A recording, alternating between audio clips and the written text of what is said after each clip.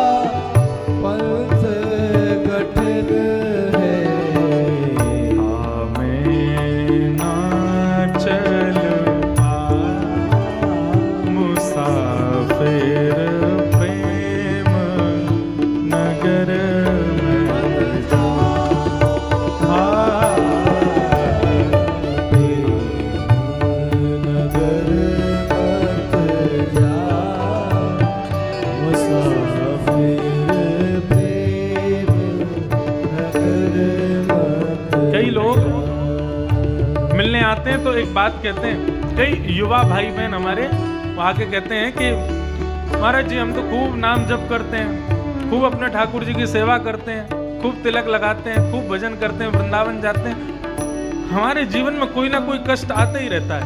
हम जिस ऑफिस में काम करते हैं, हमारे सारे संगी साथी सब पार्टी करते हैं, सब उल्टा सीधा खाते हैं, सब मद भक्षण करते हैं, मदिरा पान करते हैं, और उनके जीवन में सारे सुख, कभी भी टेंशनाइज नहीं बैठे मिलते, अच्छा खाते हैं, अच्छा पीते हैं, उनकी सैलरी भी बढ़ती रहती है। हम यहाँ इतना भजन वजन करते हैं, हमारे ऑफिस के मुखियाओं को पता चल जाए कि हम वृंदावन जाने की छुट्टी मांग रहे हैं तो देते नहीं, और वो फालतू के संसारी लोग मनाली जाने के लिए, शिमला जाने के लिए छुट्टी मांग ले तो उनको मिल जाती है। हम लोगों के ऊपर इतने व्यवधान क्यों? हम इतना भजन करते हैं फिर भी इतने कष्ट में, और वो कुछ भी नहीं करते फिर भी इतना आनंद में। इसका उत्तर पता है क्या है? जमीन पर जो सोया है वो कितना भी करवट बदलता रहे गिरेगा नहीं, क्योंकि पहले ही गिरा पड़ा है जमीन पर। गिरता कौन है? जो बिस्तर पर लेटा है। भक्त कौन है? जमीन वाला तो साधारण संसारी व्यक्ति है, वो कितना भी करवट लेता रहे पहले ही गिरा पड़ा है। ठाकुर जी कहते हैं इसको क्या कष्ट देना, इसको क्या दुख दारिद्र देना, पहले ही गिरा पड़ा है, नजरों से ही गिरा हुआ है मेरी। लेकिन जो भक्ति करता है, जो ठाकुर जी का भजन करता है, ठाकुर जी का स्मरण करते हैं, इतनी सी भी चूक यदि होती है तो ठाकुर जी को कष्ट होता है, और ठाकुर जी को कष्ट होता है तो वही विपत्ति बन के हमारे जीवन में आता है। इसलिए अपने जीवन में आई विपत्तियों को साधारण मत समझो। ठाकुर जी निवृत्त कर रहे हैं आपको, इसलिए आपको दे रहे हैं। विद्यालय में पढ़ने वाले बच्चे, जो बालक फेल ही होता रहता है, एक समय आने पर टीचर उसको कहना बंद कर देते हैं, उसको मारना बंद कर देते हैं। तेरे से क्या कहें, तू पढ़ता ही नहीं है, तू पास होता ही नहीं है, अब तेरे को क्या बोले हम।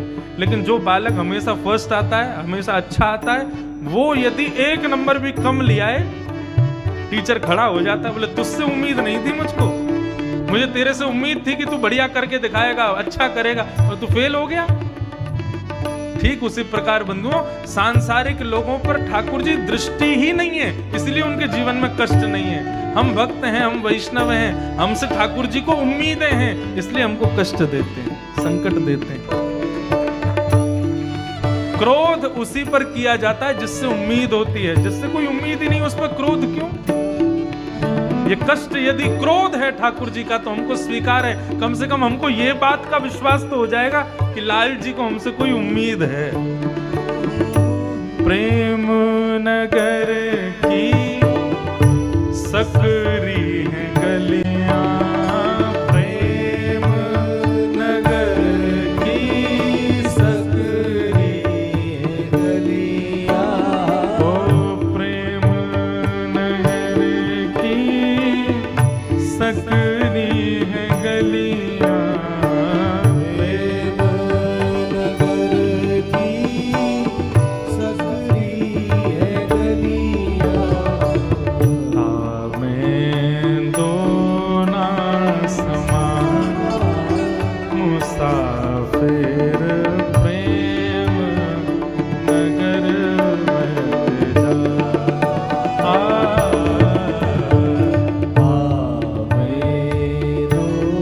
संसार और भगवान दोनों को बसाना चाहते हो मन में, नहीं हो पाएगा।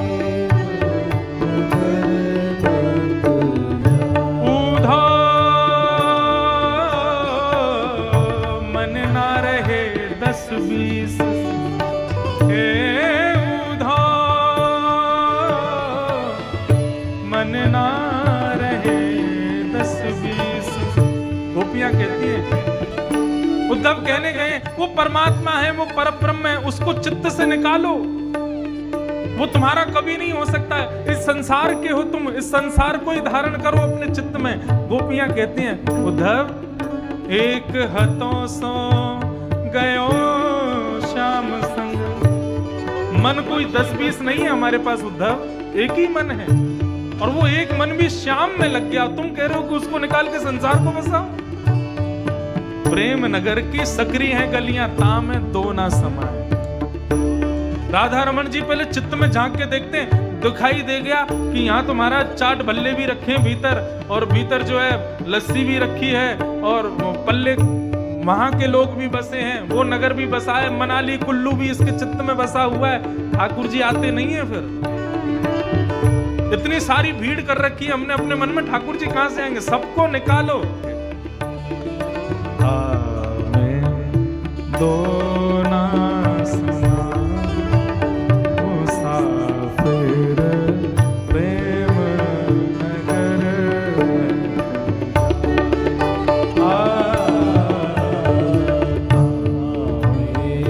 दो ना समा मुसाफिर प्रेम नगर मत जा।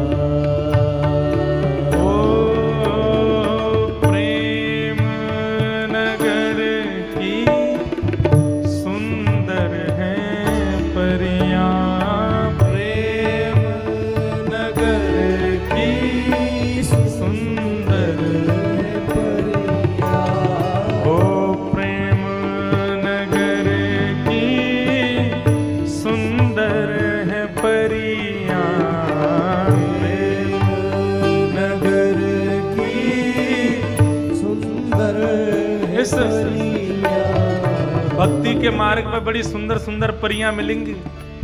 कौन परी है? एक परी थी सूरदास जी, कुम्मन दास जी, गोविंद दास जी, मीराबाई, तुलसीदास जी, छीत स्वामी, कबीर दास, ये सब परियां हैं भक्ति के पथ की। आजकल भी परियां हैं। हमारे सन्मुख बैठे पूज्य पिताजी महाराज, ये भी एक परी हैं, भक्ति के मार्ग की परी। हाँ, कहीं कोई इतनी बात को काट करके नहीं डाल दे कि इंद्रेश जी अपने पिताजी को परी बोल रहे हैं। परी का मतलब भक्ति के मार्ग की एक परी है। हमारे पूज्य श्री राघवाचार्य जी महाराज, ये भी एक भक्ति के मार्ग की परी हैं। क्यों परी हैं? लाखों लोग लुभाए मुसाफिर प्रेम नगर में जा।